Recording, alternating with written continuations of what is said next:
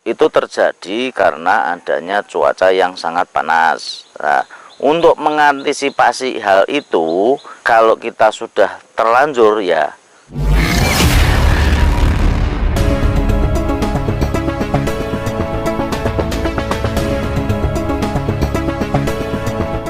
Assalamualaikum warahmatullahi wabarakatuh. Di tahun ini, untuk curah hujan yang tidak menentu, banyak mengakibatkan untuk tanaman porang ini mengalami gangguan. Di antara pertanyaan-pertanyaan dari teman-teman semua yang di luar sana, ini rata-rata untuk daun itu kuning, untuk ujung daunnya terbakar. Nah, ini bagaimana cara mengatasinya? Ini yang banyak dipertanyakan ke kita. Ada pertanyaan-pertanyaan masuk seperti itu. Untuk mengatasi hal-hal tersebut, ya ini perlu diperhatikan, yakni mengenali sebuah permasalahan itu lebih dahulu sebelum menyelesaikan. Nah, permasalahan itu seperti apa untuk daun-daun yang kuning atau daun yang terbakar, ini harap dikenali dulu. Apakah pengaruhnya itu karena cuaca yang panas, yang ekstrim dan sebagainya, atau memang karena adanya indikasi fusarium atau jamur yang ada di tanah. Nah, ini ialah hal-hal yang perlu diketahui terlebih dahulu sebelum menyelesaikan permasalahannya. Nah, untuk teman-teman yang di luar sana, karena cuaca ekstrim yang saat ini terjadi, maka permasalahan-permasalahan yang banyak sekali terjadi pada tanaman porang ini ialah karena cuaca ekstrim. Nah, yang perlu diketahui untuk teman-teman bahwa porang ini ialah tanaman yang berbatang lunak atau mungkin batangnya basah. Nah, kenali yang namanya tanaman yang mengandung air tinggi, secara otomatis kebutuhan airnya pun juga akan banyak.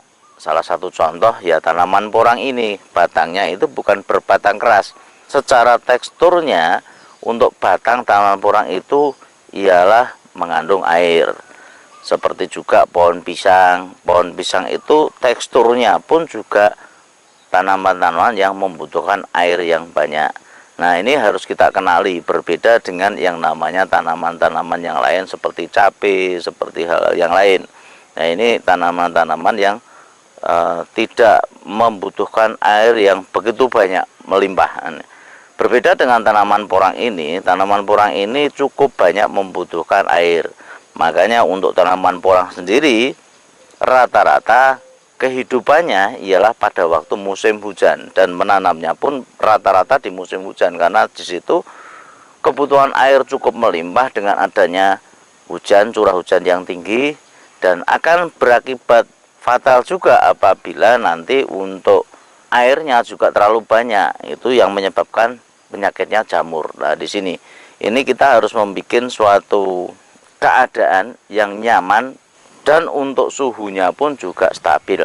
Nah, ini untuk teman-teman yang tanaman-tanamannya sudah mengalami kekeringan atau mungkin pucuk daunnya sudah terbakar, itu terjadi karena adanya cuaca yang sangat panas. Nah, untuk mengantisipasi hal itu, kalau kita sudah terlanjur ya susah, atau mungkin solusinya juga tidak ada. Kalau teman-teman petani yang sudah mulai berpengalaman penanaman di tahun-tahun yang lalu, nah ini solusi-solusi itu bisa diselesaikan, yakni dengan adanya menggunakan tanaman pelindung. Nah, tanaman pelindung ini diusahakan untuk tanaman-tanaman yang usianya pendek. Usianya pendek dan itu pun juga bisa menghasilkan, yakni dengan salah satu contohnya yakni dengan tanaman jagung. Nah, jagung sendiri nanti bisa ditanam sekitar 2 minggu sebelum tanaman porang kita dimasukkan. Supaya apa?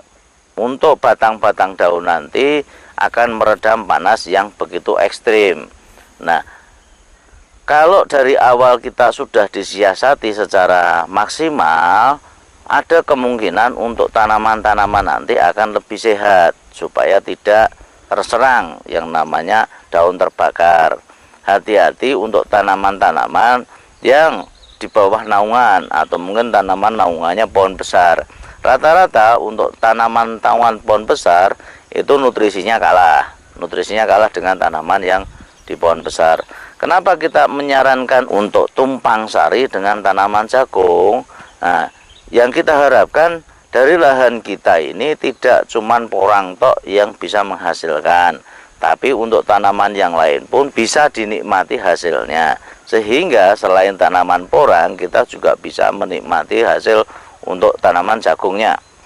Ya, yang jelas banyak suara di luar sana yakni tentang tanaman porang karena untuk keuntungannya lama, perputarannya tidak masuk, lebih baik tanam singkong atau tanam jagung dan sebagainya. Semua itu pasti punya pilihan.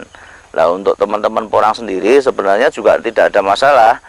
Ya, seandainya tanaman porang itu ditumpang sari dengan jagung 2 minggu sebelum tanaman porang itu ditanam, nah itu jagungnya dimasukkan dulu. Bahkan ada teman-teman yang menanam itu justru malah tumpang sarinya 3. Dan ini antara porang, jagung dan kacang tanah. Nah, ini untuk memaksimalkan kacang tanah usianya pendek, jagung pun juga usianya pendek. Sehingga dari satu lahan itu memang bisa menghasilkan kacang tanah, bisa menghasilkan jagung, dan bisa menghasilkan porang. Nah, untuk pesan saya, apabila teman-teman di luar sana menggunakan naungan jagung, untuk jagung ini yang dipetik hanya buahnya. Untuk batangnya nanti biarkan di lahan sampai dengan kering. Karena apa? Kita menghindari kontras udara ya. Begitu nanti jagungnya sudah selesai, tolong nanti diambil cuman jagungnya tok, untuk batangnya biar di situ. Karena nanti apabila nanti langsung dipotong, tanaman itu pasti akan kaget dengan cuaca yang baru. Karena biasanya ada pembantunya jagung, daun jagungnya dan sebagainya. Nah, itu begitu dipotong, matahari akan masuk secara maksimal. Ada banyak kemungkinan nanti untuk tanaman porang itu menjadi layu. Kalau sudah layu, daunnya menguning, batangnya sudah mengkerut, dan akhirnya patah, ini sudah tidak bisa ditolong lagi. Apalagi pada waktu itu porang itu sudah masa-masa pembesaran umbi, yakni dari umbi yang kita tanam sudah mulai habis untuk pertumbuhan, begitu sampai tumbuh, belum lagi pembesaran umbi, batangnya sudah keriput, sudah kering, dan akhirnya dorman dini. Porangnya tidak jadi besar, ditanam mungkin 1 kilo jadinya cuma 3 on, dan ini pasti akan rusak nantinya. Nah, ini hati-hati untuk teman-teman ya. Cara mengatasi untuk masalah daun yang terbakar ataupun karena panas suhu dan sebagainya, ini harus diantisipasi dari awal saat kita menanam. Pengaruh dari itu apa saja? Yakni masalah kelembapan. Nah, ini kelembapan yang harus kita ciptakan pada waktu saat olah lahan. Adanya pupuk dasar yang di situ bisa mengikat air, itu juga pengaruhnya sangat tinggi. Yang lain ialah dilakukannya penyiraman yang secara rutin, yang terus-menerus. Manakala itu hujan tidak ada, kita harus maksimalkan ya, disemprot dengan air yang cukup, mungkin sekitar 30 menit ataupun 20 menit atau mungkin secara berkala. Ya, ini diusahakan untuk penyiramannya pun juga ada waktunya. Karena apa? Penyiraman itu jangan sampai antara panas matahari yang menyengat sekali dan kita siram, itu akan menjadi suatu hal yang kontra ya, antara panas dan dingin. Ini berbahaya sekali. Usahakan penyiraman itu di waktu sore hari lah ya. Usahakan lebih baik lagi apabila dilaksanakan di malam hari. Di malam hari saat udara itu sudah adem, daun itu sudah tidak terlalu panas sekali, begitu kena air dan sebagainya bisa menikmati, bisa menyerap, bisa menyegarkan tanaman kembali. Nah, begitu esok paginya kepanasan, dia sudah siap lagi terbantu karena adanya penyiraman. Kalau waktunya sudah hujan terus ya sudah biarkan saja. Tak kira justru harus kita mengatur yang namanya drainase supaya tidak tergenang airnya di situ, dan akibatnya apabila terlalu banyak air juga jamurnya juga akan maksimal. Nah, ini untuk teman-teman yang di luar sana, tolong diperhatikan cara tanam yang baik, terus untuk mensiasati hasil dan sebagainya itu bagaimana. Jangan sampai untuk lahan nanti cuman bisa menghasilkan tanaman porang saja. Tanaman jagung pun juga bisa ditumpang sarikan. Kalau memang itu memungkinkan bisa saja ditumpang sarikan dengan tanaman yang lain lagi, dengan catatan ya ini yang harus kita maksimalkan, yakni pengolahan lahan dan pupuk dasarnya harus benar-benar tercukupi. Jangan sampai nutrisinya yang kita berikan buat tanaman nanti kurang atau tidak cukup. Itu pasti akan mengganggu pembesaran atau hasil dari tanaman kita.